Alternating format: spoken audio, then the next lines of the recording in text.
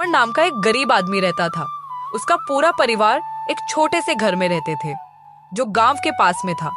रमन मेहनती था, ईमानदार था, लेकिन किस्मत मानो उसके साथ कभी नहीं देती। वह दिन रात दूसरों के खेतों में मजदूरी करता था। कभी खेत में कुदाल चलाता, कभी लकड़ी ढोता और कभी कभी ठेकेदार सुरेश के यहाँ मजदूरी करता था। सुरेश गांव का सबसे बड़ा ठेकेदार था।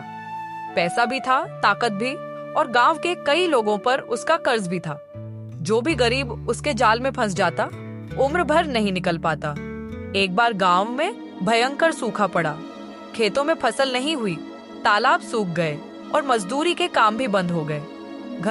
घर में खाने तक का संकट आ गया।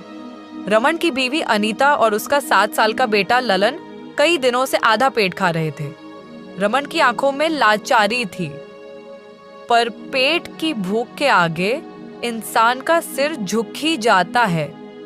एक दिन उसने ठेकेदार सुरेश के दरवाजे पर जाकर कहा, मालिक कुछ मदद कर दो, 2 महीने से ठीक से काम नहीं मिला, बच्चे भूखे हैं, जब काम मिलेगा चुका दूंगा।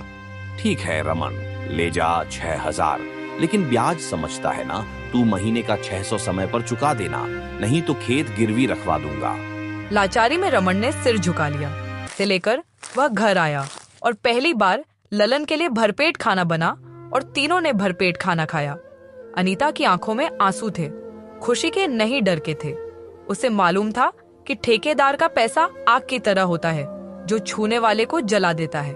दिन बीतते गए।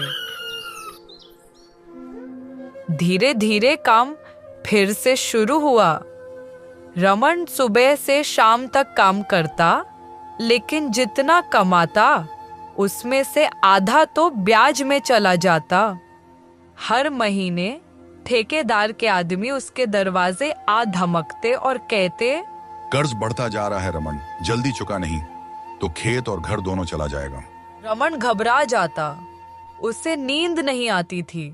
अनीता उसे समझाती, भगवान देख रहा है, किसी दिन सब ठीक होगा, मेहनत करने वाला कभी खाली नहीं रहता। लेकिन किस्मत शायद अभी उसकी परीक्षा ले रही थी। एक दिन रमन का तबीयत बहुत बिगड़ जाती है। कुछ दिनों तक वह बिस्तर पर पड़ा रहा, काम पर नहीं जा सका। उधर ठेकेदार के लोग रोज दरवाजे पर आ धमकते, गालियां देते, धमकियां देते। सुरेश खुद एक दिन उसके घर आया और बोला, रमन अब या तो पैसा दे या अपना खेत मेरे नाम कर दे, वरना तेरे ऊपर केस कर दूंगा। रमन की आंखों में आंसू थे। उसने कहा, मालिक थोड़ा वक्त और दे दूं, मैं काम पर लौटूंगा, धीरे धीरे चुका दूंगा, खेत मत लेना, यही तो हमारी आखिरी उम्मीद है। लेकिन ठेकेदार को दया कहाँ थी। अगले हफ्ते उसने पटवारी को बुलाकर रमन का खेत अपने नाम करा लिया। जब रमन को यह पता चला तो उसकी दुनिया उजड़ गई। वह घंटों अपने सूखे खेत में बैठा रहा, जहां कभी वह और लालन मिलकर फसल काटते थे। अब वहां केवल धूल थी और उसकी टूटी उम्मीदें। अनीता ने उसे संभालने की कोशिश की।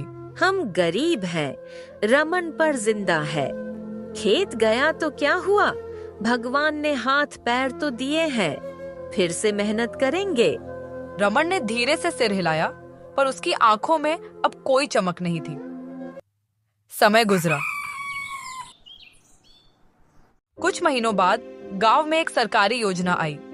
मनरेगा के तहत मजदूरी और गरीबों के लिए घर बनाने की सहायता। गांव में अफसर आए और जिनके पास जमीन नहीं थी उन्हें पक्के घर और काम देने का वादा किया। रमन का नाम भी सूची में था। धीरे धीरे उसकी जिंदगी में फिर से रोशनी आने लगी। उसने दूसरों के खेतों में जाकर खूब मेहनत करता और 2-4 पैसे कमाया। उसी पैसे से अपने बेटे लल्लन को स्कूल भेजना शुरू किया। अब उसके घर में थोड़ी थोड़ी रोटी जरूर थी, लेकिन आत्मसम्मान लौट आया था। एक दिन गांव में ठेकेदार सुरेश की तबीयत बिगड़ गई।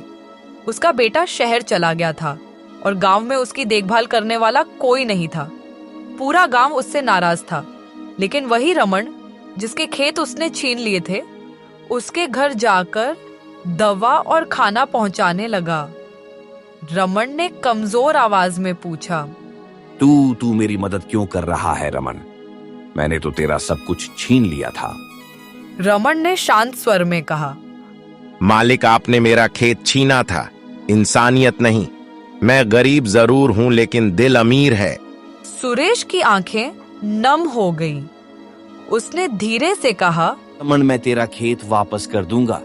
तू बड़ा आदमी निकला, मैं छोटा पड़ गया। दिन बाद जब पटवारी गांव में आया तो सुरेश ने अपने हाथों से दस्तखत करके खेत रमन के नाम वापस कर दिया।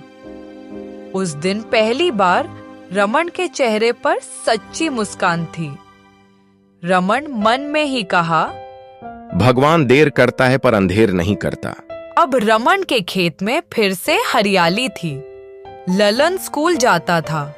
गांव वाले कहते थे, रमन गरीब जरूर था लेकिन उसका दिल सबसे अमीर।